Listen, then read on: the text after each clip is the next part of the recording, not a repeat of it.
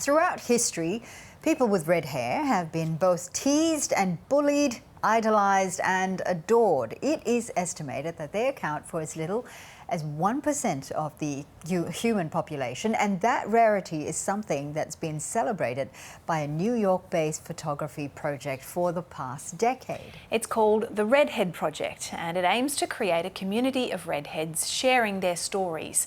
Joining us now, the co-creators of the Redhead Project, producer Kate Lorenz and photographer Keith Barraclough. Thank you so much, both of you, for joining us this morning. Hi, how are you? Thanks for having us. These photos are so beautiful, but also really unique in the way that you take these shots. What drew you to redheads? Completely happenstance, actually. It was 11, 12 years ago. It was on a corporate shoot, and a gentleman came up wearing a white shirt, photographed against a light background. He had very, very short red hair, and I was just kind of taken with him. And by his look and by his presence. And I had just read an article from National Geographic saying that redheads are going to go extinct in 100 years. And so it was on my mind about the redheads and the personalities. And I really wanted to find out what made redheads tick, what was behind red hair. And so that's really where this was born. I'm going to ask you if you have an insight into what makes redheads tick a bit later, but these photos that we're seeing now, they're not your average portraits. You ask your subjects to bring along props to kind of show a bit of their personality. Yes, we do. That's correct. Yeah. We it didn't start that way. Usually, when it first started, it was just wear something white and we'll have you show your personality that way. And then we had people bringing in ginger root, which I thought was kind of fun. And that kind of sparked as well, why don't we show some more of your personality and tell us who you are outside of the red hair, but show us who you are by bringing in clothes that you like, your favorite hobbies. If you're a cook, are you a messy cook? We throw things on your head. So we do take really nice portraits, but we also do very quirky portraits, and the redheads know that when they come into this. Well, and we also asked people to put some reflection into what aspects of their personality they want to highlight. Yeah, and that provides us for collaboration.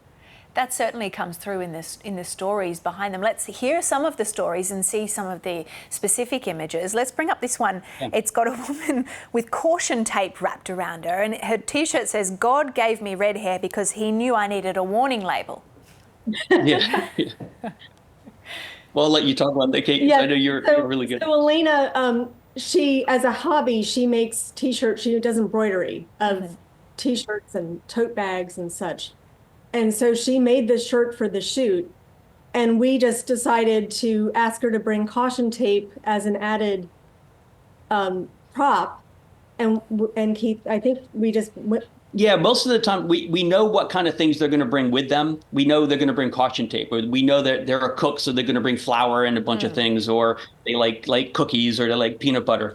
We don't know exactly what we're going to do with it. So I didn't have this preconceived that we're going to wrap this around her. It just is happenstance, basically. When we get there, it says, okay, hey, let's wrap this around. Let's have you pull the tape. Let's put the word caution right across your mouth, and really have some fun with it. And we shoot tethered to the computer, so when we're photographing, the redhead can come on over and take a look at the images and get inspired also. And a lot of it is very organic, where some of the things we didn't even plan on or think about doing are just happened spontaneously, which is a lot of fun. This next one is maybe not as dramatic, but still really striking. It's a woman with shorter red hair.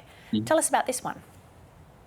So actually, Camille has always felt passionate about her red hair, and she wanted to participate in the project because she wanted to inspire others. She was actually recently diagnosed at the time with ovarian cancer.